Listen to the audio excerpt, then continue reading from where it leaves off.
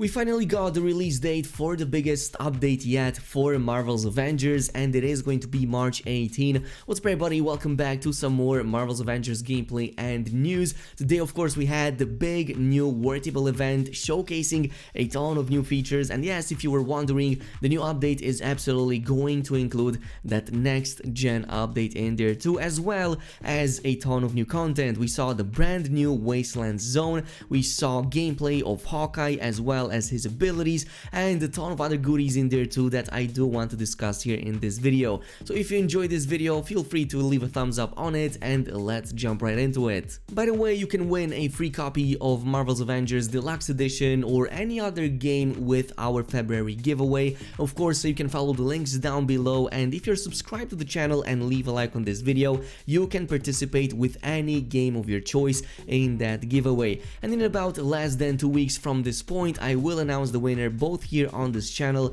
as well as via the email address provided. Again, all links down below, and a huge shout out to Instant Gaming for making this possible. Anyway, let's begin with a deep dive because it was pretty incredible, and we finally got a first look at that Wastelands, that brand new zone that Crystal Dynamics created specifically for this DLC. So you can access this from the War Table, and it is going to be called Future Wastelands as it is technically situated in a future version of Earth, and it is going to behave pretty much like every other area, as in this is going to be the main way in which you will interact with the brand new future imperfect operation that is going to get introduced with that DLC number 2, but it's also going to include a ton of other missions in there too, and villain sectors as well, both during the campaign as well as later on. So yes, this will remain accessible even after you finish the brand new story content. And yeah, you're definitely going to want to go ahead and do that, especially since it's not just the new story missions that are included in the new zone, but also brand new side content as well, including this elimination threat sector right here called the UN Funeral. So according to its description, you have to visit this Kree excavation site and gather some data and information on those Kree mechanical sentries. So it does sound very interesting. We of course can see a number of these being collapsed at various points in the deep dive, with a few of them being quite significant. We do know that these are going to be points of interest, like for example this one that seems to look like a makeshift arena with a Kree sentry head in the back, and it begs the question, is this going to be used for some kind of event, or is it just an area that you go into in one of the side missions, or presumably in one of the main missions? But even throughout this, it seems that while the AIM robots are still going to be one of the main threats, though the biggest of them all is definitely going to be the Maestro, and yes, he is absolutely going to be a boss encounter. Now, it's very likely that this is going to be the very last and the biggest encounter, the big boss encounter at the end of the DLC.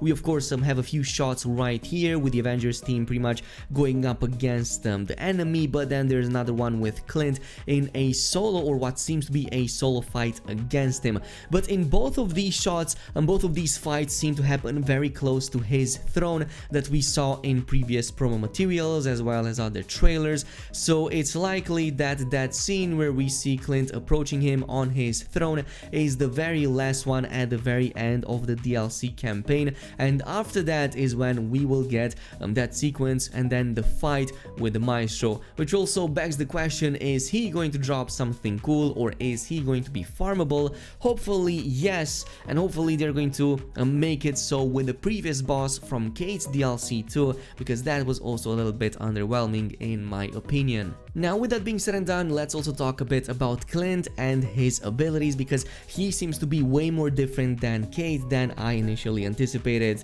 to the point that yeah, his arsenal is going to include a ton more party-wide buffs and a lot more AoE abilities, but there's a ton of other quirks in there too that I do want to talk about, including the first one, which is this really cool golden retriever by the name of Lucky that at some point in the main campaign we do get to rescue as we play with Clint. So I'm really wondering if this has any combat significance, or if he is just some random companion and just a creature that we can interact with in our downtime in between missions, because he does seem to have at least one ability which is pretty much the same as Kate's, as in going in and teleporting without almost any restriction. So he looks pretty awesome, but let's jump over the actual abilities, and I do want to start things off with the heroics, with the main abilities that you're going to be using when you have that full heroic meter right there. So your assault heroic is going to be called the Night Storm arrows, which pretty much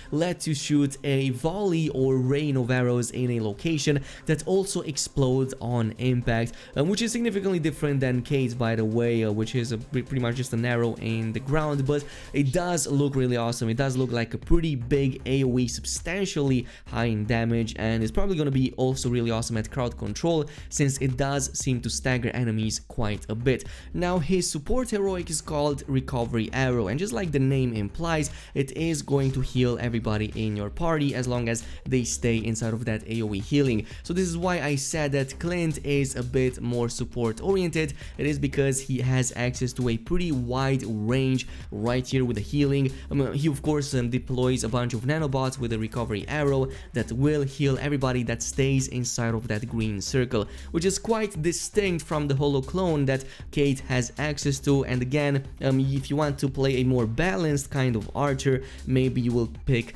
Clint instead of Kate. Now his ultimate heroic is going to be called Hunter's Arrow, and seems to be something ripped straight out of Guardians of the Galaxy, because essentially you're going to use AI bots to map every single enemy in front of you, and then you're going to shoot an arrow that automatically tracks and zaps everybody in a very large area for what seems to be really high damage. So really awesome looking one, of course, again distinct from Kate's own ultimate ability, but I like it a lot, and I like those jumps right there. Now of course this is not the only one in Clint's arsenal. He is in fact going to use a ton of other arrows in there too, and the one that I'm going to focus on right here is going to be the grapple arrow, because this is going to be also your main means of traversing the environment. So unlike Kate's own teleportation, in this case you're just going to grapple to your next environmental piece and you're going to be able to reel into it, or at the same time you can also do that to an enemy, reel in for some nice sword damage against them at a melee range. But there's many more out there, up to 10 types of arrows just for Clint. One of them is called the boomerang arrow, and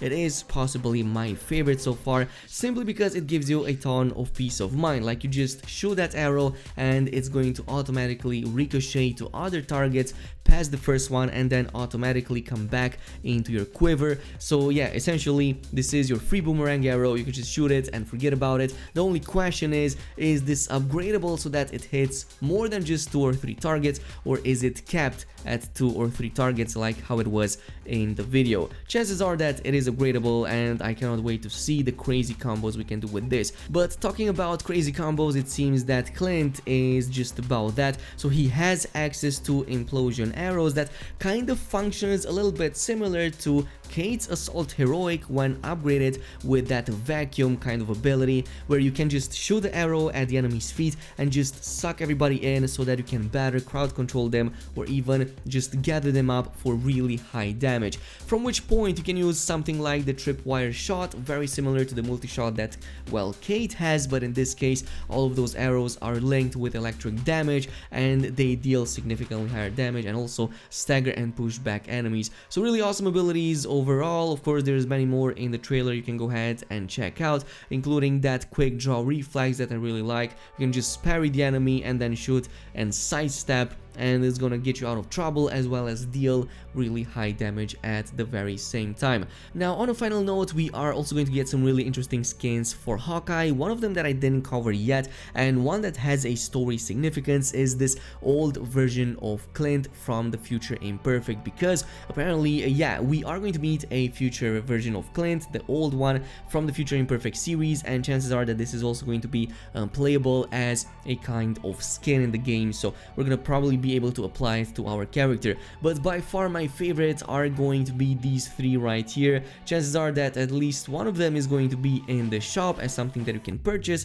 and probably, well, the other 2 are going to be in that battle pass or challenge cards that every character has in the game. And I will say this, they look way cooler than Kate's version, so I really enjoy these quite a bit. But yeah, this is it with the deep dive and all of the information. Of course, if you want to check out more, go ahead and just take a look at the deep dive. In the meantime, thank you so much for watching, and I'll see you guys in the next video.